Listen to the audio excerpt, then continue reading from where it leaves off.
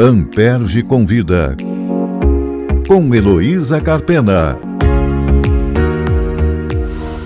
Amperge Convida é um programa sobre o Ministério Público do Rio de Janeiro, suas histórias e seus personagens, e é destinado não apenas àqueles diretamente envolvidos com a instituição, promotores, procuradores e servidores, mas a toda a sociedade que ele representa.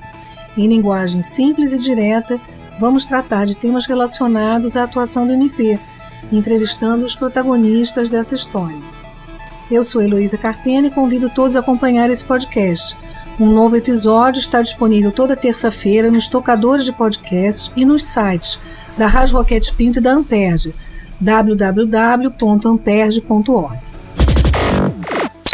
Nesse episódio, convidamos um grupo multidisciplinar para falar de um tema que vem preocupando a sociedade nesse momento, a saúde mental.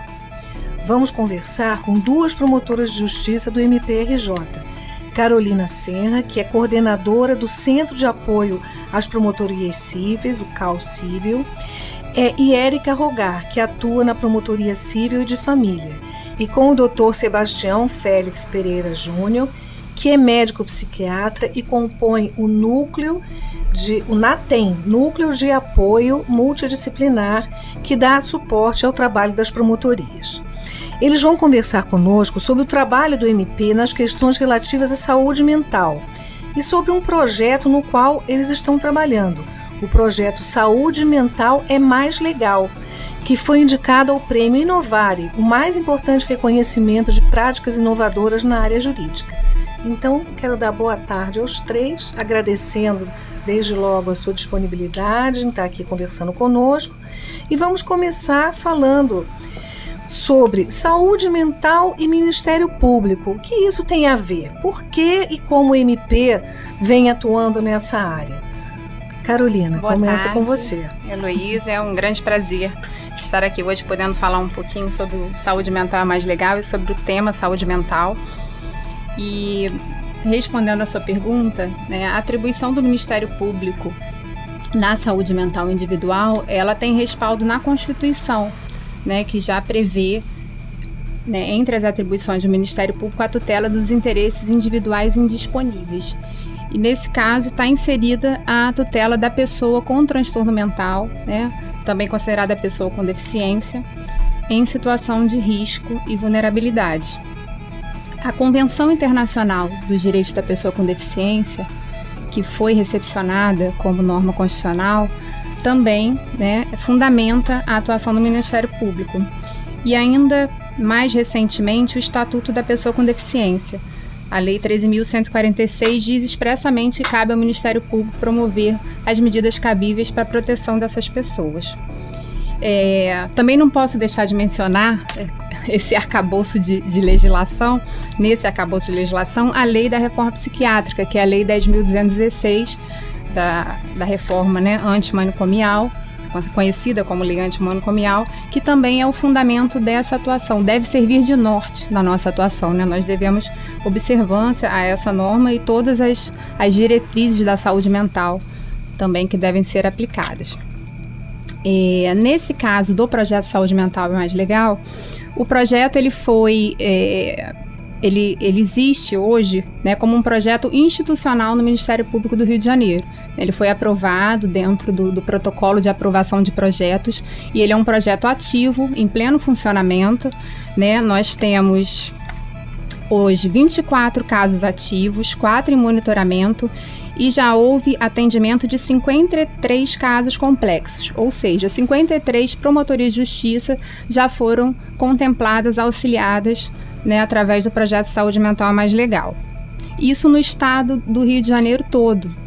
O projeto, ele por ser realizado utilizando a plataforma Teams, que foi uma inovação trazida pela pandemia, ele possibilita que a equipe e a promotoria de justiça se reúna com promotorias, com órgãos de todo o estado de uma forma muito mais facilitada, que é através do Teams. Bom, o objetivo do projeto, vou tentar resumir, é facilitar a interlocução entre as promotorias de justiça que atuam nos casos complexos, envolvendo a pessoa com transtorno mental em situação de risco, com a rede de atenção a essa pessoa. Ou seja, essa rede normalmente é a rede pública, né, a rede de atenção psicossocial, a rede de saúde mental e a rede da assistência social. Essas redes têm as suas equipes técnicas, né, que são assistentes sociais, psicólogos, médicos, psiquiatras, que trabalham o acompanhamento daquele caso.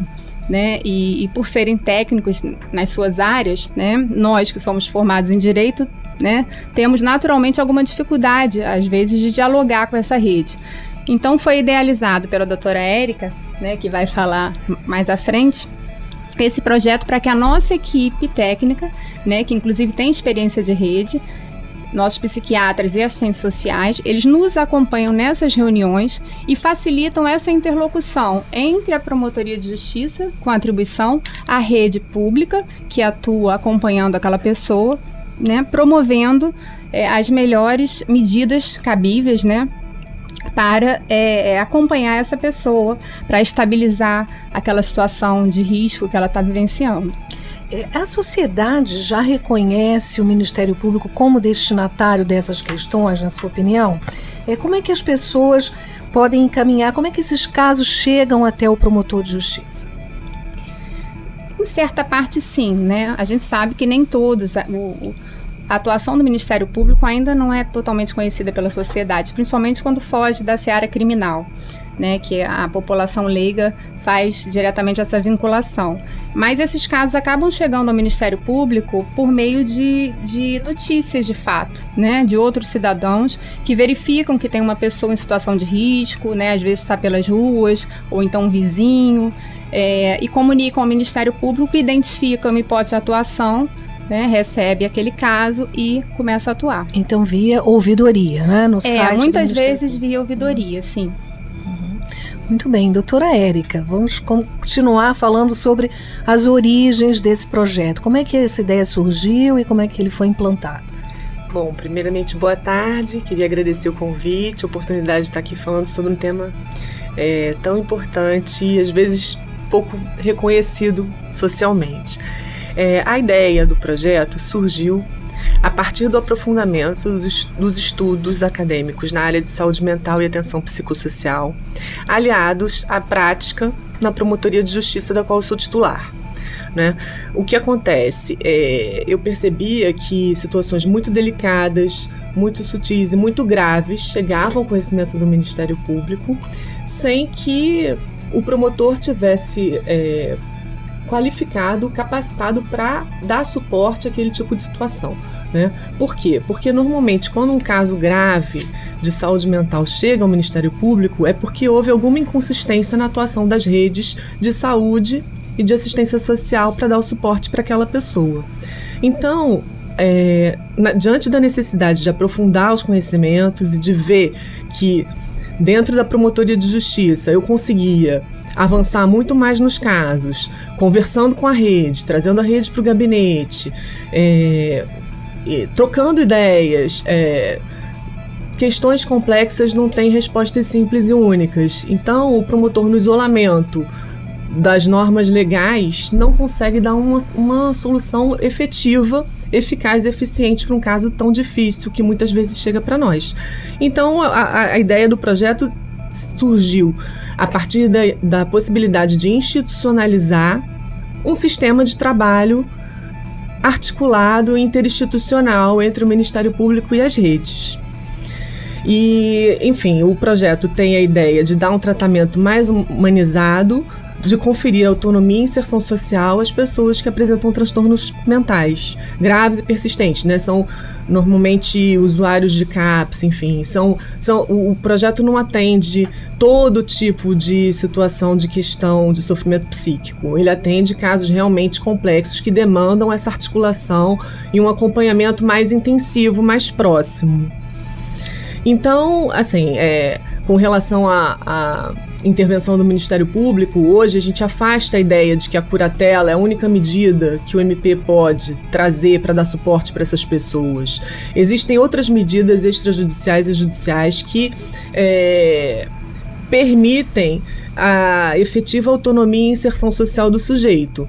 Existe hoje um outro mecanismo jurídico que se chama tomada de decisão apoiada, ou o Ministério Público pode pedir a substituição daquele curador que abusa financeiramente do curatelado, pode entrar com uma ação de alimentos contra parentes que deixam a pessoa institucionalizada, abandonada em hospitais psiquiátricos durante muito tempo, a prestação de contas, que também é uma forma de controlar. Então, o projeto tem o objetivo de verificar se extrajudicialmente é possível resolver aquela questão ou se judicialmente ainda há necessidade de alguma medida jurídica. E abrindo outras possibilidades, né? Saindo um pouco da banalização da curatela. Entendi. Eu notei que há uma preocupação marcante com a humanização do atendimento. Então eu gostaria de passar agora a palavra ao Dr. Sebastião para que ele falasse sobre como era antes, né? O que o projeto trouxe em termos de mudança, de inovação, como está colocado aí, inclusive em relação ao prêmio. Ok, bem, agradecer o convite, agradecer por estar aqui, agradecer a equipe técnica, você, Luísa. É muito interessante porque a psiquiatria, né, como especialidade médica, ela se distancia daquilo que normalmente a gente percebe de tecnologia dura, né? Ou seja, uma estrutura macro-hospitalar, equipamentos caríssimos, né? Medicamentos também caros, né? E que obviamente são importantíssimos, né? Mas a psiquiatria e os entes, né, que trabalham com a pessoa com sofrimento psíquico, muitas das vezes vão necessitar recorrer daquilo que a gente chama de tecnologia leve, né? Lembrando o professor Emerson Merri, lá da UFRJ, quando entende essa tecnologia como uma tecnologia que envolve o acolhimento, que envolve a atenção integral a essa pessoa.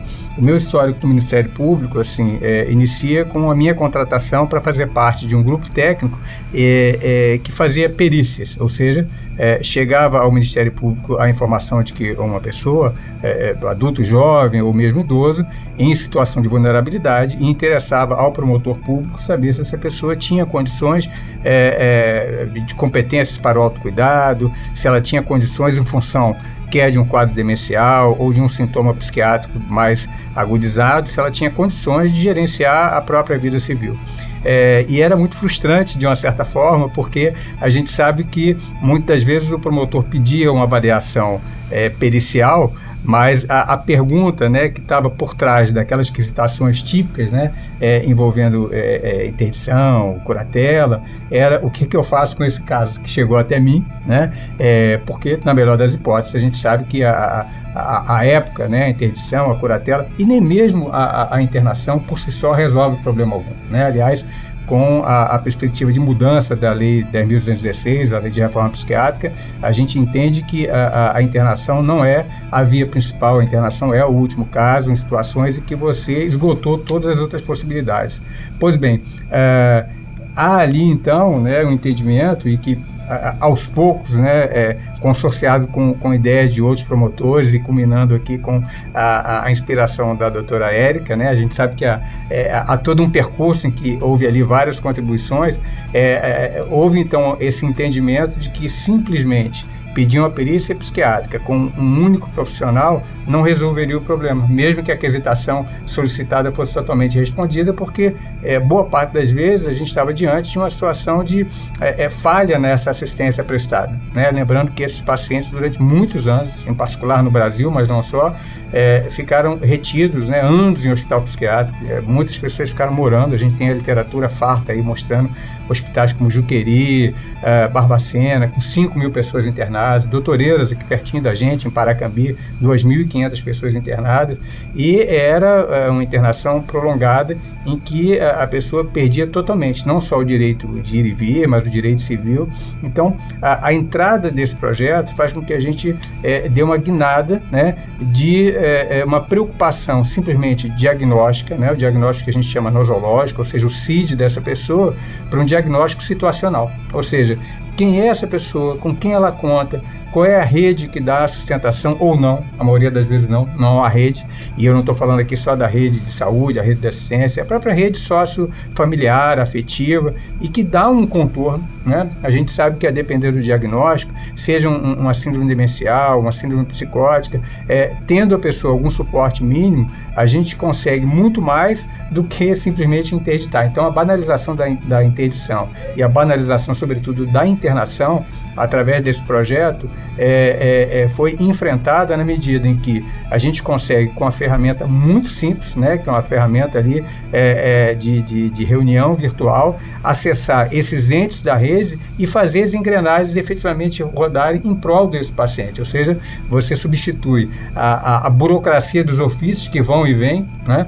Há no jargão médico, né, um termo de para, ou seja, da neurologia para a psiquiatria, da psiquiatria para a assistência social, e a gente sabe que papel não resolve nada, por uma avaliação concreta desses casos.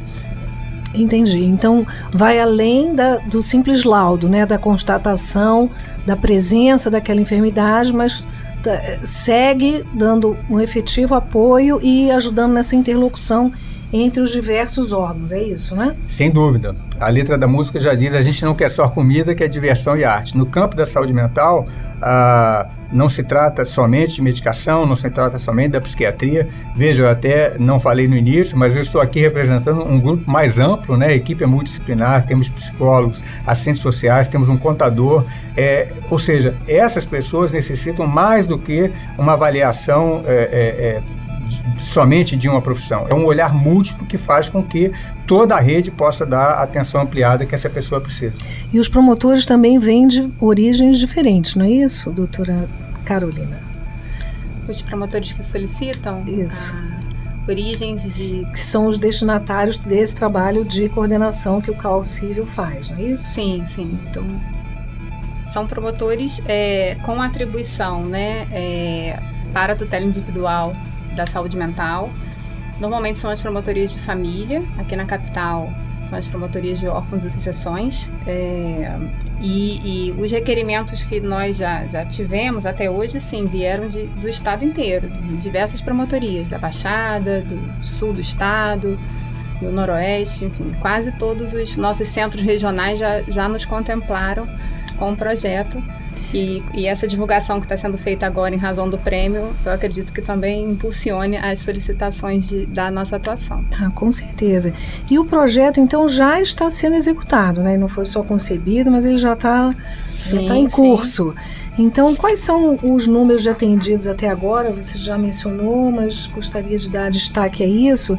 E também pedir que vocês trouxessem assim, algum caso que se recordem, que seja ilustrativo da diferença em termos de atendimento que o projeto está fazendo aí, tanto na vida dos promotores quanto dos assistidos. Eu só queria colocar aqui, assim como a reforma psiquiátrica, esse projeto é um processo em construção. Eu acho importante, assim, surgiu a ideia e as colegas que deram continuidade a ele, doutora Renata Scharfens, né, que não está aqui hoje, em seguida doutora Carolina. O importante, assim, é mostrar que ele tem sido aperfeiçoado com o tempo. Ele foi lançado em junho de 2020 e de lá para cá sucederam todos esses casos, e é importante esse prêmio para que ele tenha o reconhecimento de que precisa continuar, né? Que isso é algo que veio é um sistema de trabalho que pode ser continuado institucionalmente. Não só para aqueles interessados, né, para a sociedade, de uma maneira geral, saber que pode recorrer ao Ministério Público, quer dizer, endereçar ao Ministério Público esses casos, que eu acho que deve acontecer, né, não sei, quem é que leva esse tipo de demanda? Familiares ou um vizinho? Como é que a coisa se inicia, pela experiência de vocês? Muitas vezes familiares, é bastante comum familiar procurar o Ministério Público pedindo a internação, né, porque já não sabe lidar com a pessoa, né, com o transtorno, a família, né, entra em sofrimento ali junto e procura o Ministério Público dizendo: eu tenho que internar, né, o meu filho, o meu pai, enfim, porque a gente não está conseguindo resolver, como se essa fosse a única solução. E aí a gente traz esse familiar também para apresentá-lo esse entendimento de que a internação, né, ela já deixou de ser a solução, e legalmente desde a Lei 10.216 de 2001, da reforma psiquiátrica, né, a pessoa tem que ser tratada em meio aberto, ambulatorial, no seu território. A internação é medida excepcional durante a crise. A pessoa está em crise, ela é internada, né, como qualquer outra doença, até que ela seja estabilizada e ela sai. Mas ela tem um transtorno, né, que não tem cura, né, em quase todos os casos. Então, essa pessoa vai precisar de um acompanhamento. Então, essa família que pede a internação, normalmente são esses casos em que a rede família já não está sabendo lidar e a rede pública também não está acompanhando de perto. E nós acionamos e provocamos, né, que seja trabalhado esse caso, né, da forma adequada, né, buscando alternativas, né. O projeto ele é feito, ele tem um passo a passo, né, uma espécie de protocolo de funcionamento. São feitas normalmente 3 reuniões, né. Essas reuniões elas são bem objetivas. No final da reunião já saem alguns encaminhamentos no lugar dos ofícios, né, já são ali acordados com a rede pública que está presente, o que vai ser feito, né, a partir do que foi discutido ali.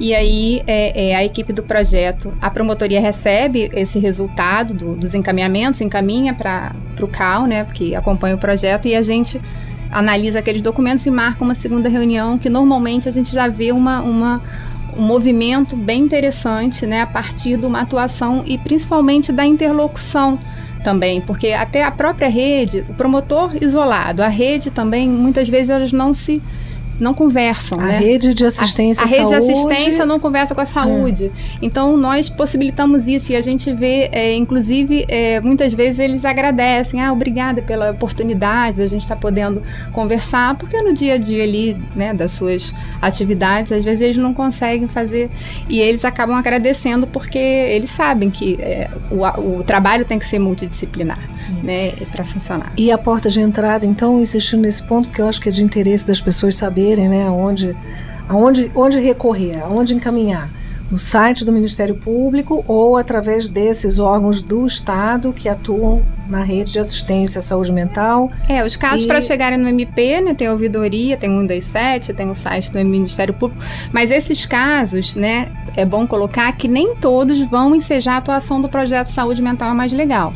Saúde Mental é Mais Legal é aqueles casos mais complexos, né, em que realmente tá difícil encontrar uma solução ali pela atuação né, isolada do promotor. Isolada, é um caso de difícil manejo. Isso. De difícil manejo. Porque senão o projeto nem suportaria, né? São muitos casos no estado inteiro.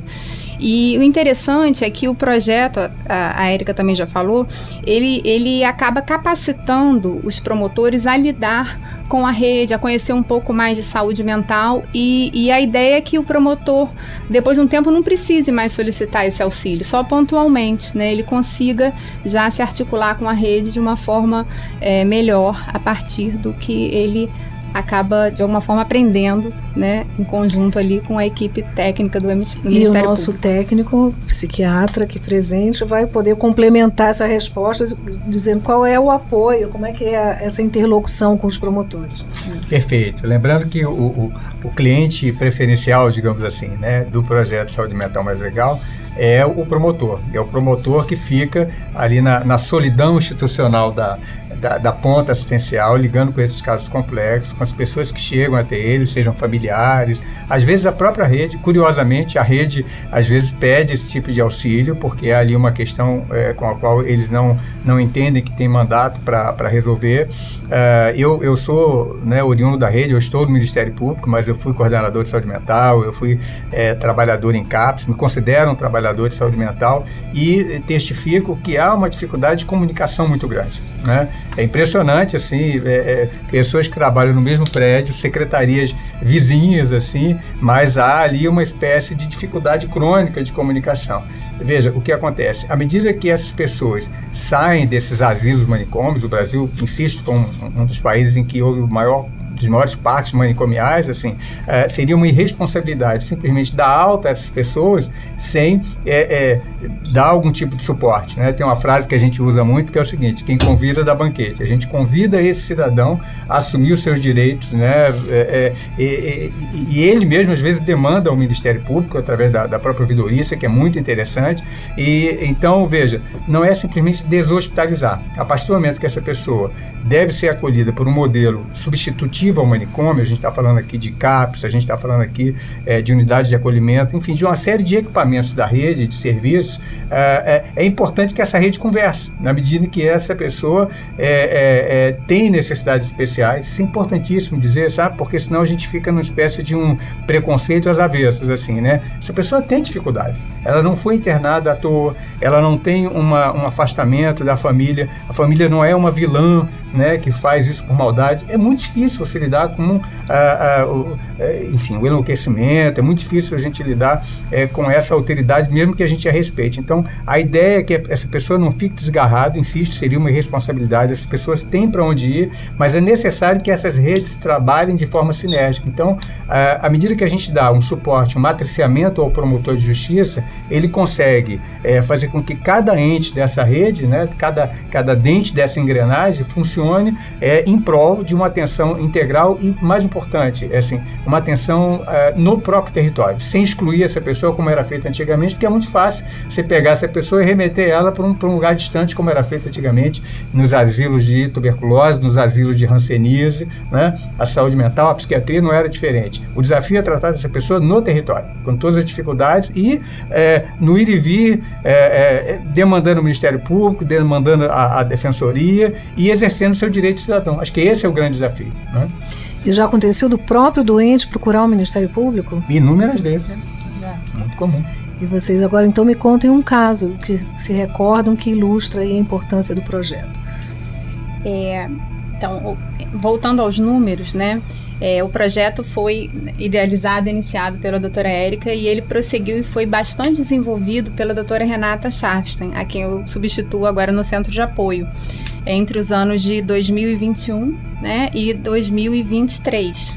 2022, né, finalzinho de 2022, que ela saiu do Centro de Apoio. Foram atendidos, né, no total 53 casos complexos. Desses, hoje, 24 estão ativos ainda e 4 em monitoramento, né, que são um acompanhamento final pela equipe do projeto. 24 já foram, digamos, eu não vou dizer solucionados, porque como o doutor Sebastião diz, né, solucionados para a atuação do Ministério Público, porque cessa o nosso interesse em atuar quando cessa aquela situação de risco, de vulnerabilidade extrema, né, que ensejou. A partir do momento que aquela pessoa está sendo assistida, né, não curada, não é esse o objetivo, né, mas é que ela seja devidamente assistida, acompanhada, né, com todos os seus direitos, né, observados. Já cessa a necessidade de atuação do Ministério Público. Então, normalmente, é esse o objetivo que se pretende, né, através do projeto, e quando se consegue, o caso já deixa de ser acompanhado, né, e prossegue ou acaba sendo arquivado pela Promotoria de Justiça. Um caso, então, para a gente trazer aqui emblemático, né, que eu ainda cheguei a realizar reuniões, mas ele se iniciou com a Renata, é um caso de uma pessoa que tinha um transtorno, o doutor Sebastião me corrija se eu usar o nome errado, né, síndrome, né, de Diógenes, que tem a questão da acumulação, né, aquela pessoa, o acumulador, também tem uma questão de cuidados pessoais, mas essa pessoa especificamente, o problema dela era essa obsessão por acumular coisas, lixo, todo tipo de material. Então, essa pessoa foi acumulando na sua casa por muitos e muitos anos, tudo quanto era tipo de lixo, de entulhos, enfim, que a casa ficou de tal maneira insalubre que se tornou uma questão de saúde pública. A vizinhança começou a reclamar, ratos, etc. Essa pessoa tinha uma mãe idosa, né, que também estava sendo acompanhada pela Promotoria do Idoso, porque estava em situação de risco diante dessa situação. E já havia sido internada, mas cessada a crise, né, teve que voltar para a residência, e quando o Ministério Público começou a atuar, ela teve que sair da casa, que já estava em condição totalmente inabitável, né, E, inclusive, havia 36 felinos lá, 36 gatos, que ela também acumulava animais.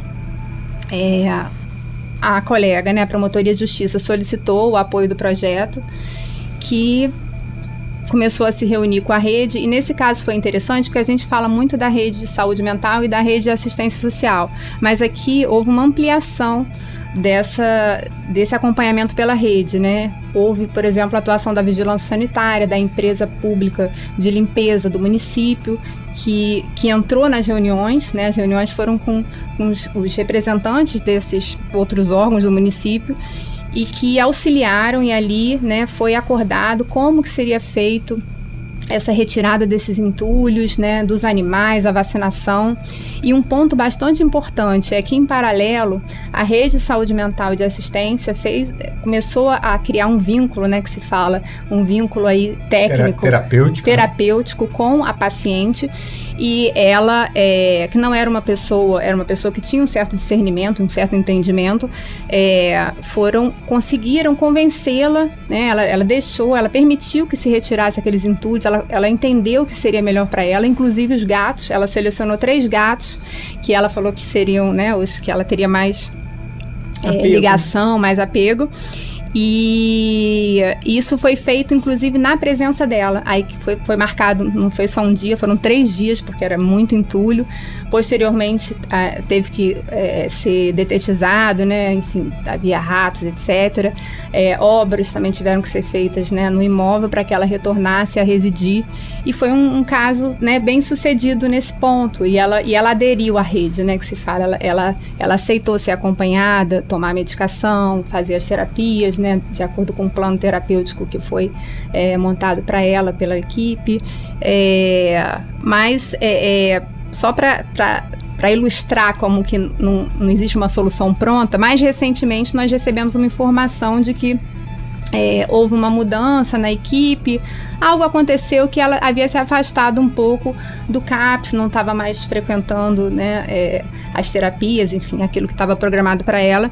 E aí nós nos reunimos novamente em fase de monitoramento e já fizemos uns novos encaminhamentos e já soubemos que o resultado já foi positivo. A partir daí, ela já voltou a se vincular com a rede e aceitar os encaminhamentos, enfim, tudo, né, também observando a autonomia e a vontade dessa pessoa. Maravilha, uma história de sucesso. O projeto atinge a finalidade dele quando ele equilibra a situação do usuário do serviço de saúde mental. Não é que ele vai ser curado, na verdade é isso. Ele está referenciado na rede de saúde, ele está referenciado na rede de assistência, ele precisa de alguma medida jurídica, cada um exercendo o seu mandato, está equilibrada a situação do usuário e aí é o sucesso do caso. Eu acho que o objetivo é esse. Com certeza. Quero dar os parabéns a vocês pelo projeto Saúde Mental é Mais Legal e desejar muito boa sorte lá no Prêmio Inovares. São apenas 2 finalistas e nós estamos torcendo para que esse projeto tenha o reconhecimento que vai dar visibilidade e maior adesão. Se você curtiu o episódio, dá um like e siga o programa no Spotify ou no SoundCloud. Amperge convida, com Heloísa Carpena.